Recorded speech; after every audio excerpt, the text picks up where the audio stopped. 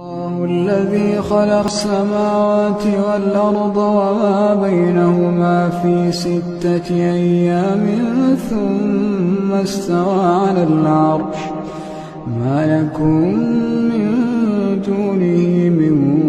ولي ولا شفيع أفلا تتذكرون يدبر الأمر من السماء إلى الأرض ثم يعرج إليه في يوم كان مقداره 1000 سنة مما تعدون